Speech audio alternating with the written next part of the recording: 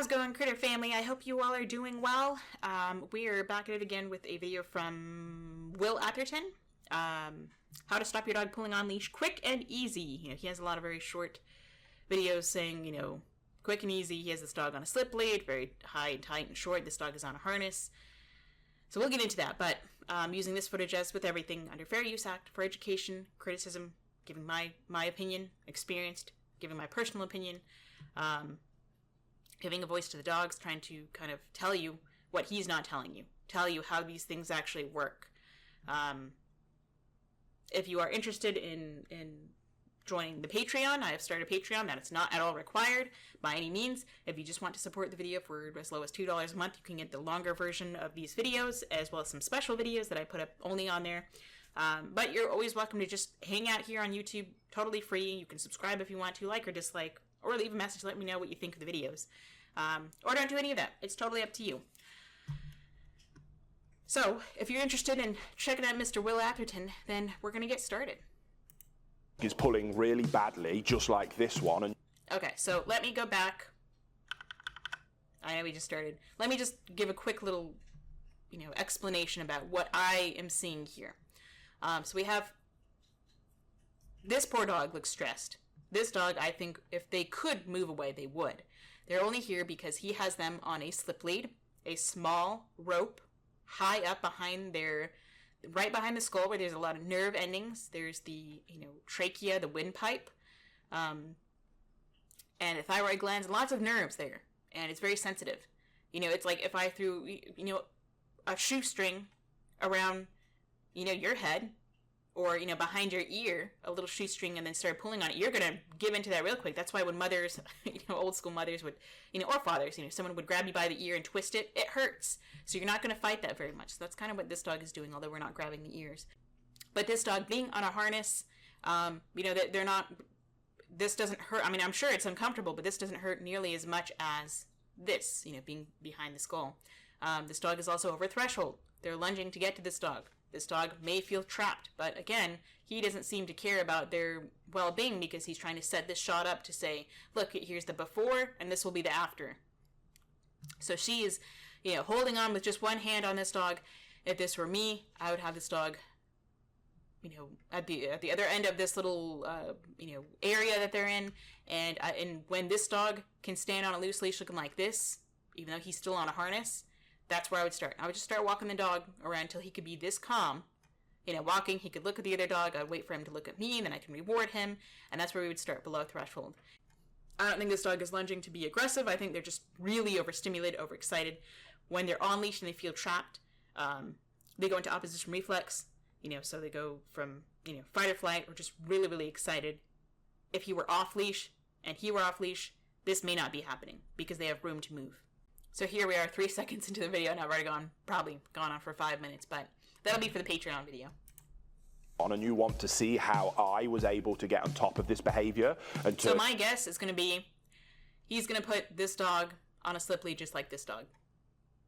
That's my guess. That's going to be the, when you have one tool in your toolbox is a hammer, you're going to be every problem is a nail. So he solves every problem by using a tiny slip lead and taking control. And without that slip lead, this dog may act just like him. This into this. See, in just this dog one is still excited. Day, I'm going to show you. Oh, look, we have an even smaller. Well, hello.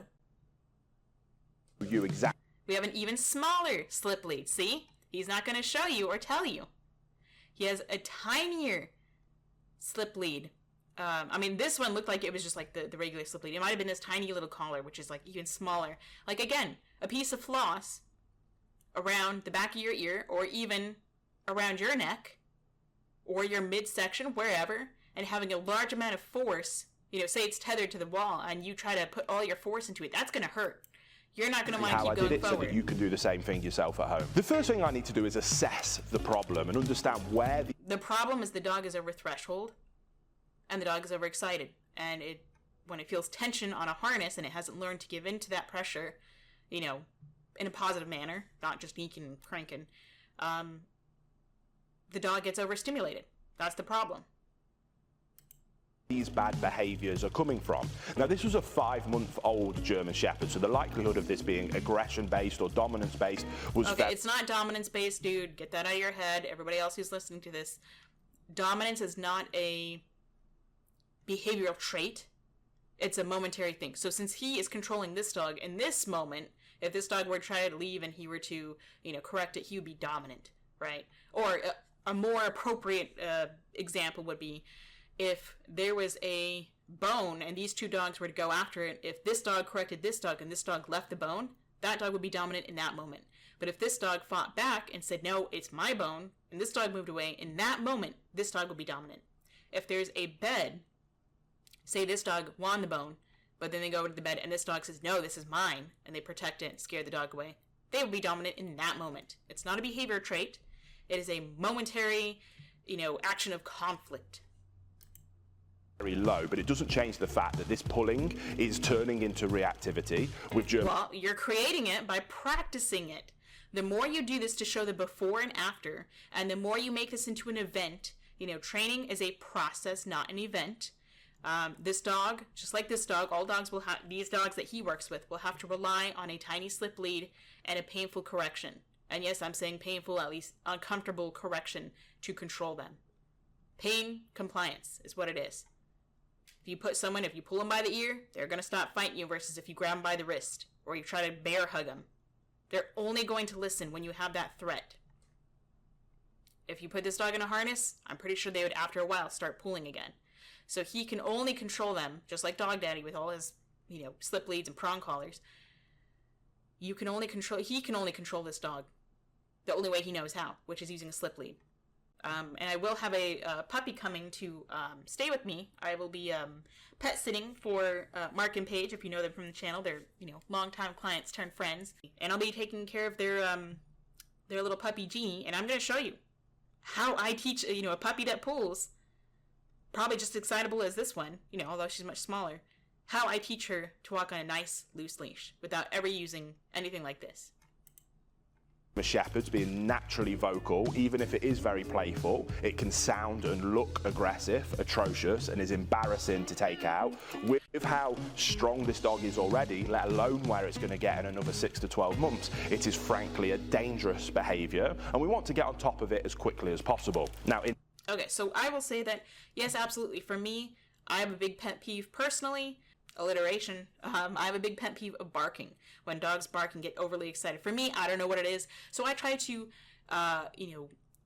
counter that behavior as quickly as I can. And by counter, I mean I try to teach an alternate behavior as soon as I can.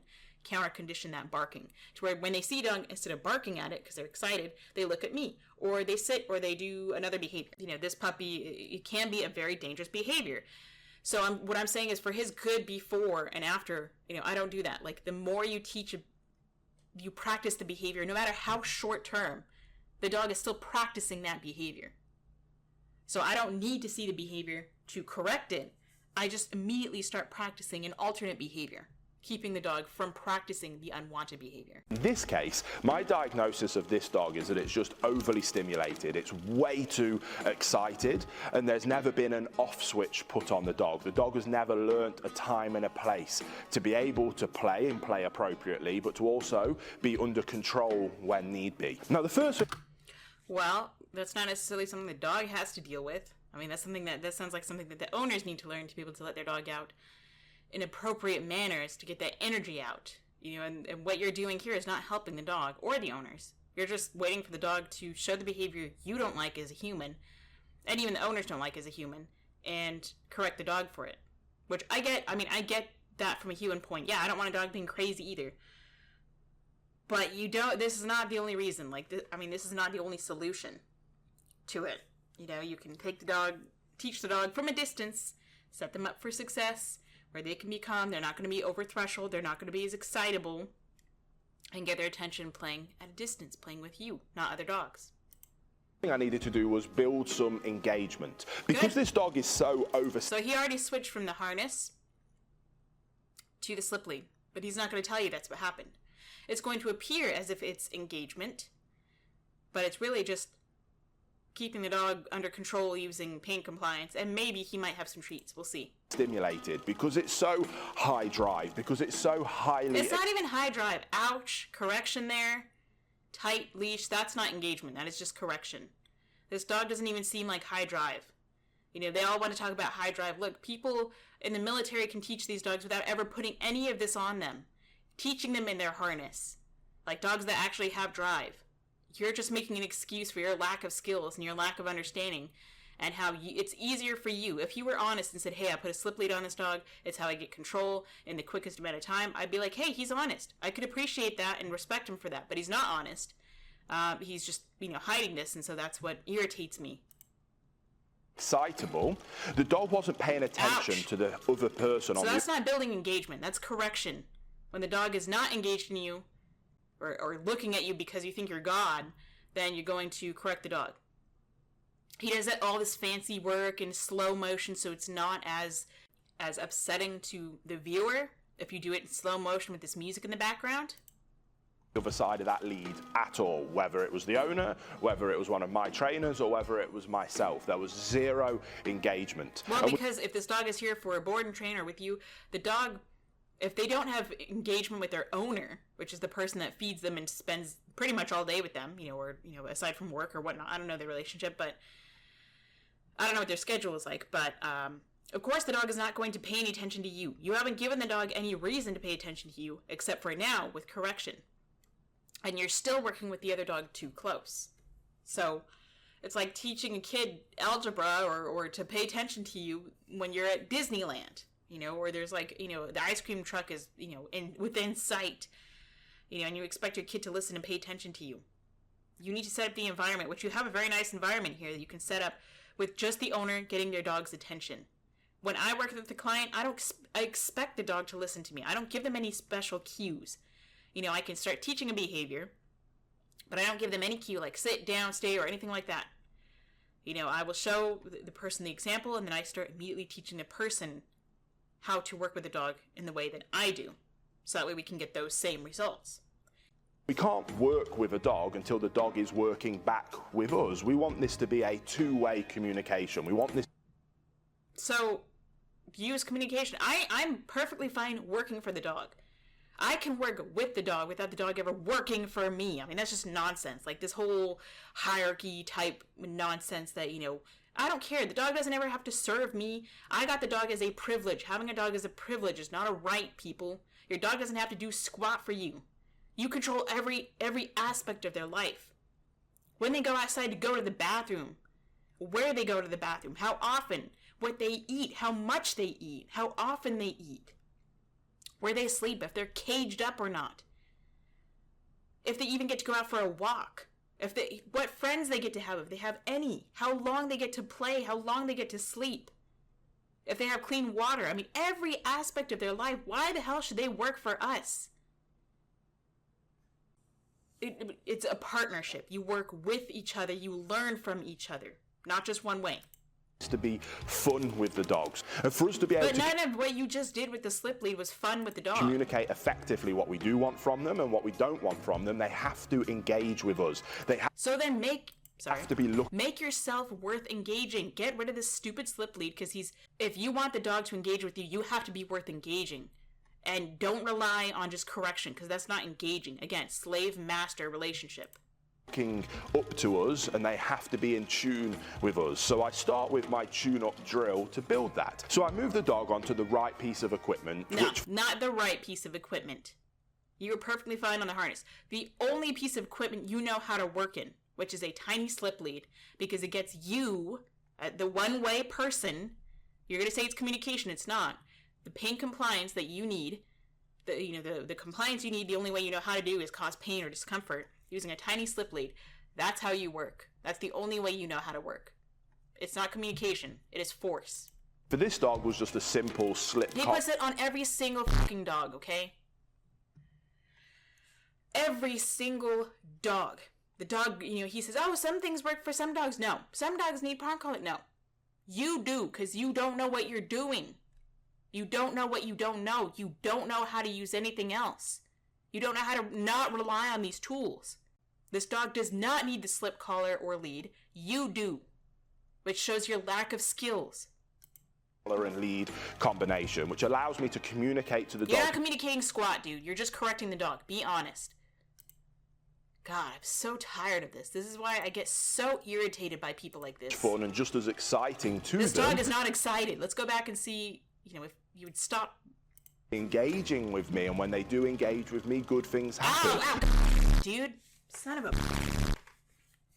Sorry. Lots of buzzing there. Okay. So you see this dog's behavior change. It's more flattened out top line, not as excited. Tail is lower, mouth is closed, more of a worry look on it. Why? Because of the slip lead is causing pain. And just that little bit that he jerked it, he didn't even just keep walking, he popped the dog. And I'm sure the other one is over here or something, I don't know. This dog, that's how it works, is pain compliance. If you have anything that's quick and easy, it only benefits the human. It doesn't benefit the dog. It is a process, not an event. I turn people away who want me to work like this. I'm not a 5-minute trainer. I don't care.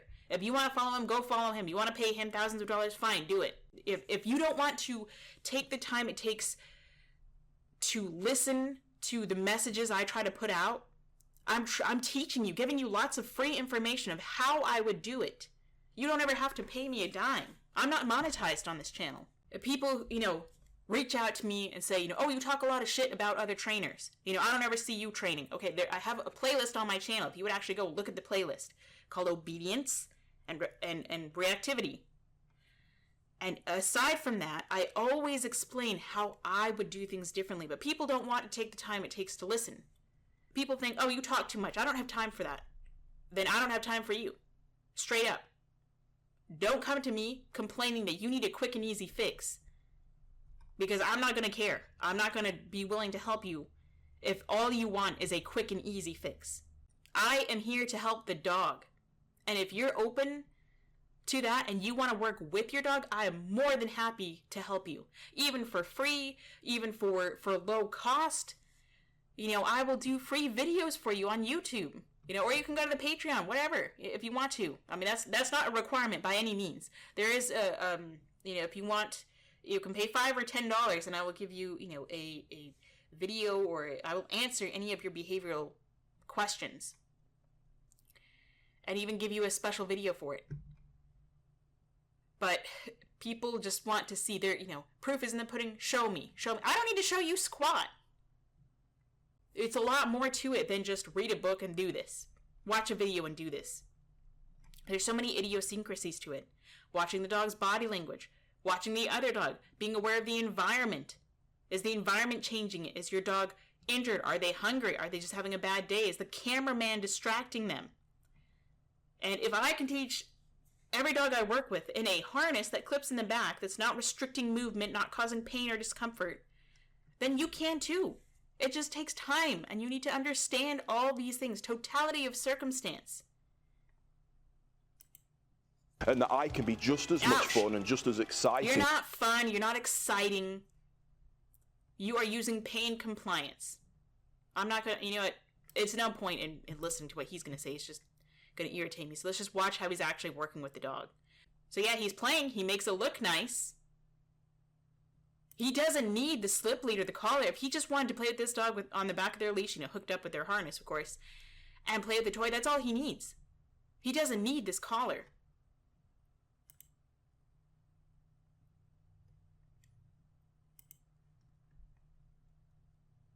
The dog would work perfectly fine with positive reinforcement. But he thinks, he needs this backup. This is his shows his insecurity and his own skills. See, the dog is focusing on him. Beautiful. But he doesn't know how to use positive reinforcement. I mean, I think he could have a lot of skills if he would put his ego aside. Pop. Drag the dog.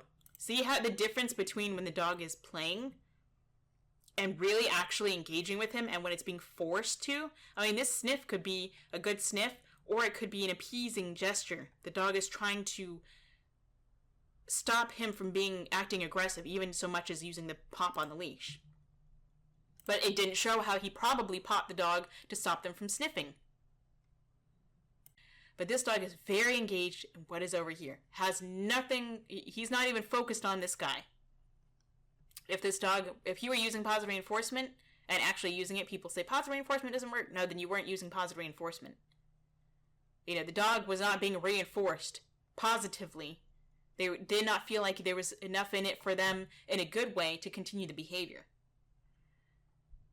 This dog is really focused over here. If I'm working with the dog, I know that they're over a threshold. If I'm sitting right here and, you know, waving my hand in front of their face like Ed from The Lion King, and they're still looking over there, they're way too overstimulated, over threshold. So I want to increase distance between whatever they're looking at so I can sit here and say, hey, and they look at me and I can reward, and I can back away and get them to follow me and reward.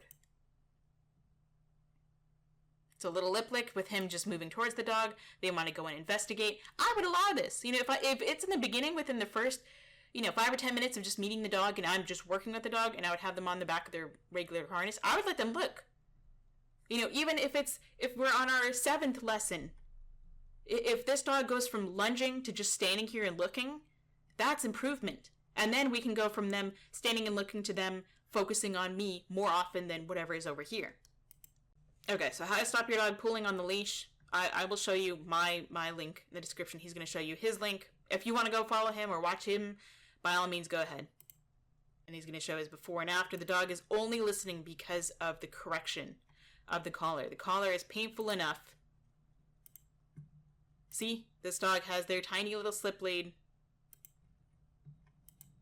So again, slip lead, tiny little collar, another slip lead. He's going to have his dog walk past. Again, high, tight. I know you can't really see it, but let's see. High, tight slip lead right behind the skull.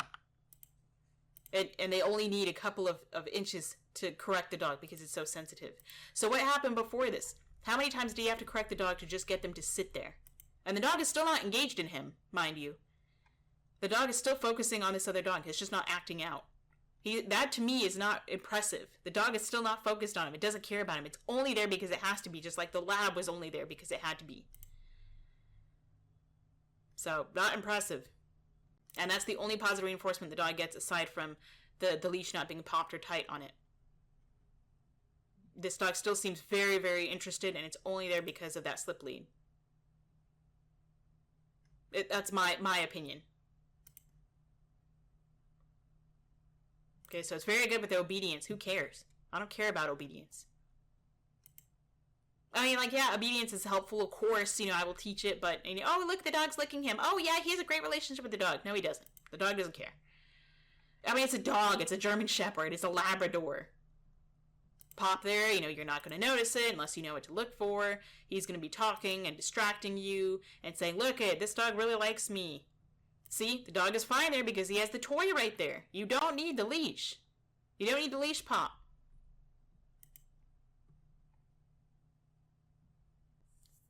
So that's what I see. I just see, slip lead, that's all he did. It's just using pain compliance, he's using pain compliance, using a tiny slip lead around a massive dog's neck, just like the amount of actual mass. I'm not saying it's a giant dog, but like if you had that same amount of slip lead cord around, your arm, under your armpit, or around your own neck, or around even just your own girth, or your leg, wherever. There's a lot of difference between, that tiny little amount and a bigger amount of surface pressure, surface area. There's a big difference between the amount of surface area here and here. It would hurt a lot less here, having something this wide around you versus something this wide versus something like a thread.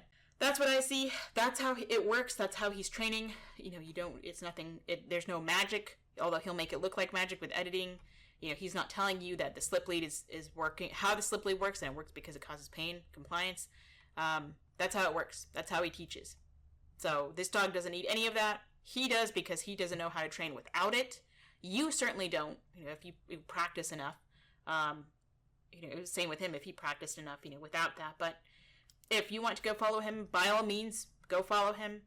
You don't have to follow me. If you want to follow me, you're welcome to, of course, very much appreciated. But, but it's a free country. So thanks for stopping by. Thanks for watching. I do appreciate it. Again, everybody for sending me such sweet, kind messages about Adonis. I really appreciate it. I know he does. My little spirit angel doggy boy.